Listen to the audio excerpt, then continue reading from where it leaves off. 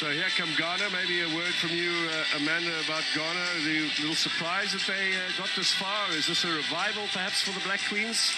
A revival, certainly indeed, and I think the coach also just being appointed in January, coming in to take over a very young team, trying to find the balance with the young exuberance, but also the experience of the likes of Portia, the team captain, the dark horses of the competition. I don't think that anybody gave them a chance to be where they are, but certainly applied themselves. They introduced us to some very, very fresh talent.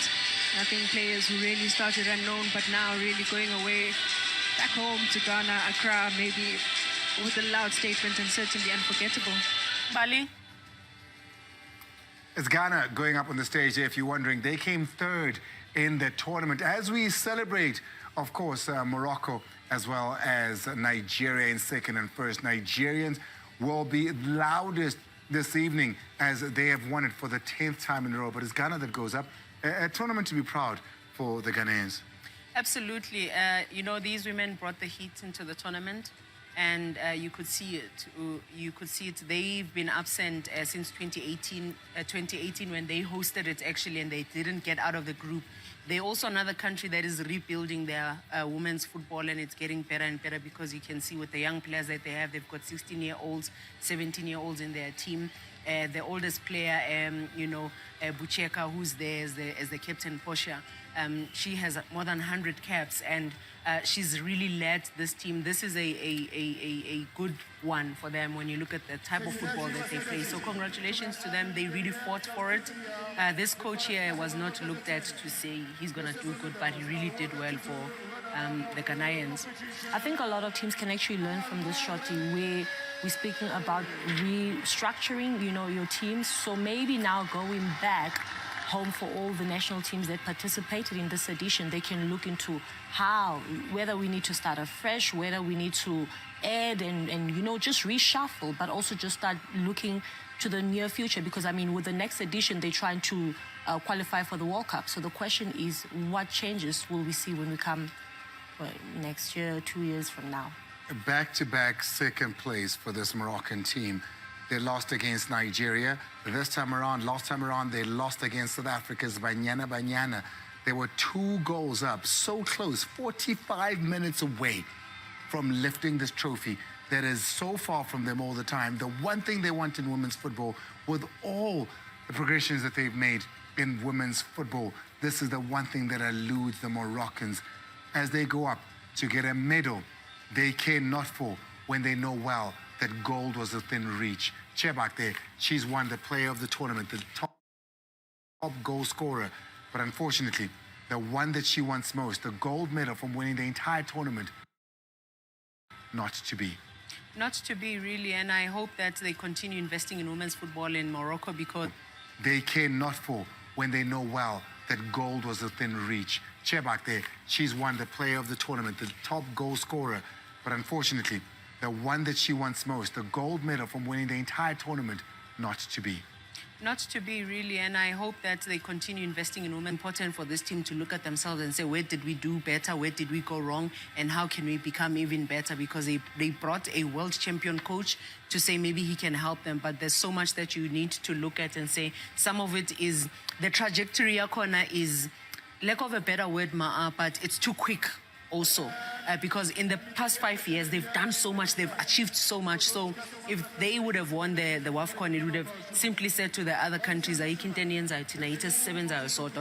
it's also a true reflection to still show Guti there's still a big gap between Nigeria and the rest of the countries. Before we get into the winning country here, Nigeria, very quickly, the post-analysis of this match, what is Morocco going to see about themselves?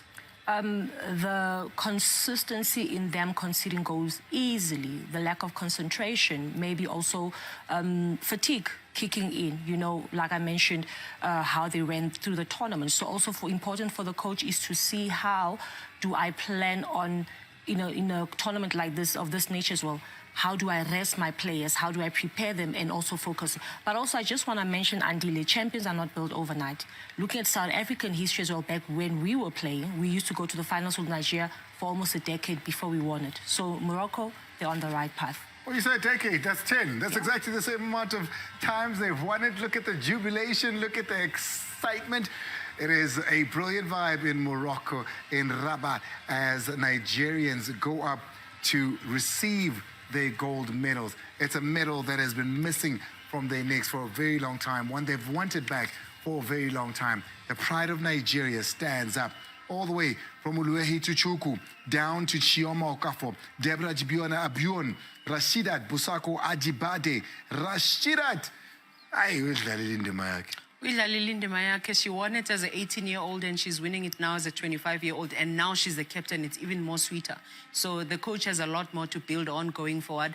I think also credit must also go to the previous coach, Randy, even though he did not do well in the previous Wafcon, but he tried to steady the ship and rebuild this Nigerian side.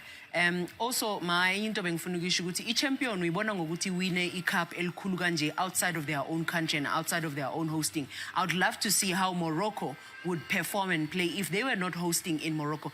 Firstly, they must play the qualifiers, then they must play outside of Morocco. Let's see mentality yabo ukuthi yobanjani, because some of it has come a bit easy for them. They don't have to play qualifiers. They are playing at home. They are the only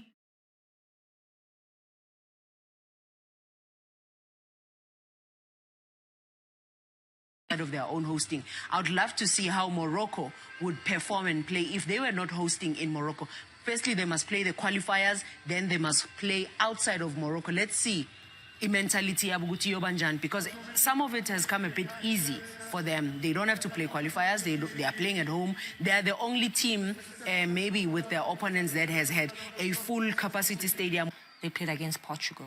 Well, there she is. She's led from the front. Ajibade, who plays a football out at Atletico Madrid in Spain, will be collecting the trophy. You can see there the excitement is building up. The trophy will be listed. And for that, we need to take you back to Rabat.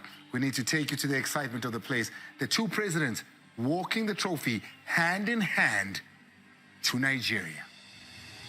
To hand it over to the Nigerian captain. There she is. Rashidat Ajibade. Nigeria celebrating as African champions here in Morocco. They are winners of the Wafcon 2024. 10 times now they've taken this trophy, back at the top of the pile in